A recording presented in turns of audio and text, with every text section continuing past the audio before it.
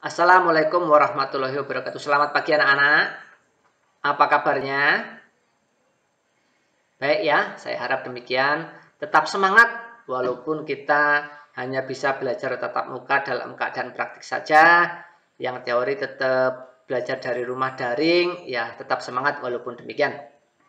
Baik, sebelum kita mulai pelajaran kita, mari Roisul pimpin dalam doa supaya pelajaran kali ini berjalan dengan tertib dan lancar. Silakan Roisul. Terima kasih. Baiklah, Bapak akan absen terlebih dahulu. Siswa-siswa yang bisa ikut kegiatan daring pada saat pagi ini. Adi Ripaldo, Ahmad Fasal, Jody Prastyo, M. Roysul, Sofian Redeni. Ya, 5 orang cukuplah untuk kita belajar berkelompok nanti pada kegiatan praktik yang akan kita lakukan di workshop. Baik anak-anak, Bapak akan memberikan motivasi atau amazing word atau kata-kata mutiara pada saat pagi ini, yaitu the next level. Ada yang tahu kira-kira the next level apa artinya? Ya, kamu Jody. Iya betul, yaitu menuju tingkat yang lebih tinggi atau tingkat yang lebih sulit. Ya, dalam kehidupan kita memang selayaknya selalu ke tingkat yang lebih tinggi, ke tingkat yang lebih sulit, dan kita mampu untuk menyelesaikannya. Berkaitan dengan pelajaran ini, kita kemarin sudah melakukan pengelasan posisi di bawah tangan ya untuk sambungan 1G. Nah, kita akan meneruskan ke tingkat yang lebih sulit, yaitu pengelasan sambungan tumpul posisi 2G. 2G artinya posisi horizontal anak-anak. Jadi kalau kemarin benda kerjanya terletak di bawah tangan, sekarang posisinya benda kerjanya ada di depan kita ya. Pengelasan kita itu dari arah kanan ke kiri atau kiri ke kanan, tergantung nanti kecakapan atau kebiasaan tangan kalian bergerak dari mana. Bebas ya, bisa dari kanan ke kiri ataupun dari kiri ke kanan. Nah, kalau kalian simak di depan monitor atau di infokus itu ada tujuan pembelajarannya, yaitu siswa mampu mengatur besar kecilnya arus pada saat pengelasan nanti ya di workshop. Nah, kenapa ini perlu diatur anak-anak? Apa bedanya kita mengelas 1G dengan 2G kok besarnya harus diset ulang? Ada yang bisa menjawab? Padahal tebalnya sama loh anak-anak, besinya. Ya, betul kamu Sofian Redani. Karena kalau yang posisi di bawah tangan itu terpengaruh dengan gaya gravitasi bumi, otomatis dengan arus yang sama pada saat pengelasan posisi 1G tentu tidak bisa dipakai untuk pengelasan 2G ya. Yang selanjutnya yaitu atau yang poin 2, menjelaskan teknik dasar mengelas plat. Jadi nanti kalian melalui diskusi dalam kelompok 5 orang tadi ya mampu menjelaskan cara-cara atau teknik pengelasan tumpul posisi 2G ya. Nanti silahkan didiskusikan, kalau ada kendala nanti bisa ditanyakan dengan Bapak. Yang ketiga ya, ini poin kita yang akan kita praktikkan, yaitu setiap anak-anak sekalian mampu mengelas plat posisi 2G untuk las SM, SMAW. Nah, selanjutnya materi yang akan kita pelajari atau cakupannya atau ruang lingkupnya yaitu pengesetan mesin las listrik, membuat kampu, dan melakukan proses pengelasan 2G. Untuk mengeset las itu tadi sudah saya singgung di awal bahwa nanti disesuaikan dengan tebal plat dan panduan yang ada di LKPD anak-anak ya. Walaupun kalian kerja kelompok, tetapi nanti istilahnya syarat tanggung jawabnya tersendiri ya. Oke. Nah, langkah yang pertama yaitu membuat kampu. Nah, besi tersebut ya atau logam yang akan kita gunakan untuk pengelasan 2G itu harus kita bevel dulu atau kita lakukan penggerindaan dulu. Mana Pak yang harus digerinda? Yaitu ini, pada bagian ini ya.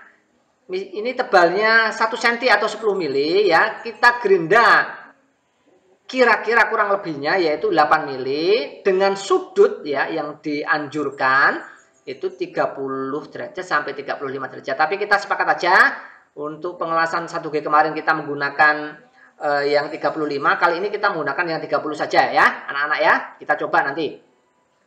Nah, setelah dilakukan penggerindahan seperti ini untuk kedua material, selanjutnya dilakukan las catat. Nah, las catat itu mungkin agak asing ya, yang lebih tenar kita ini tack weld ya, tack weld atau pengelasan di kedua titik ya.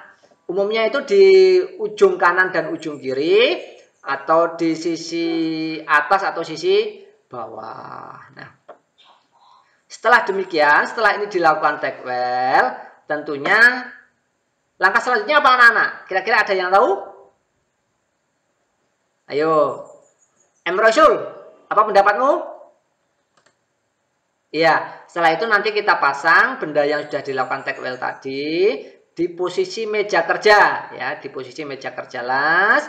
Nah, selanjutnya jika sudah terpasang di meja las dengan sempurna, nah, disesuaikan aja nanti kamu mau duduk, mau berdiri, silahkan aja diatur, fleksibel saja. Yang penting posisinya harus di depan kita, benda kerja, lalu kita lakukan proses pengelasan. Nah, kira-kira posisinya seperti ini anak-anak ya. Kita boleh gerakkan elektroda ini dari kanan ke kiri atau kiri ke kanan sesuai dengan kebiasaan kita saja. Nah, dalam pengelasan ini ada jenis-jenis pengelasan yang harus anak-anakku sekalian perhatikan lagi, seperti pengelasan 1G kemarin. Ada rod face, yaitu pengelasan yang pertama kali atau penetrasi pertama kali. Setelah itu dilakukan dari ujung sampai ujung, baru dilakukan pengisian atau filler atau pengisian, langkah pengisian. Ini sampai mendekati kawah yang atas penuh. Bisa 2 filler, 3 filler ya, tergantung elektrodanya juga. Besar kecil elektroda. Setelah itu baru kita lakukan capping atau cover pass. Nah, setelah itu sampai sini benda kerja diturunkan, dibersihkan dengan menggunakan sikat baja. Nah, proses pengelasan kali ini sudah selesai ya. Nah, sekarang aplikasinya ya atau penerapannya posisi pengelasan 2G ini dalam kehidupan sehari-hari seperti apa? Salah satunya itu saya Bapak kasih contoh satu, yaitu pembuatan bodi mobil truk ya. Nah, ini sering kita jumpai, kita sering melihat ini, mungkin pada saat nanti kalian akan magang juga akan menemukan hal-hal seperti ini. Ada yang mau ditanyakan anak-anak? Ya, bagus.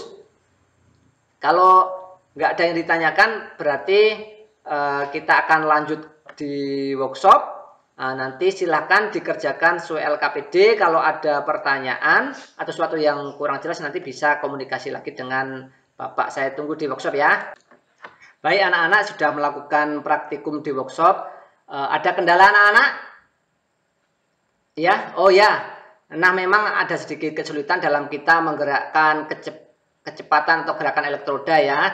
Jadi memang ada sedikit perbedaan untuk kita mengelas posisi bawah tangan dengan posisi horizontal. Kita harus bisa mengatur kecepatan elektroda bergerak ke atas, terus lebih lambat dan turunnya agak cepat untuk mengimbangi hasil yang maksimal.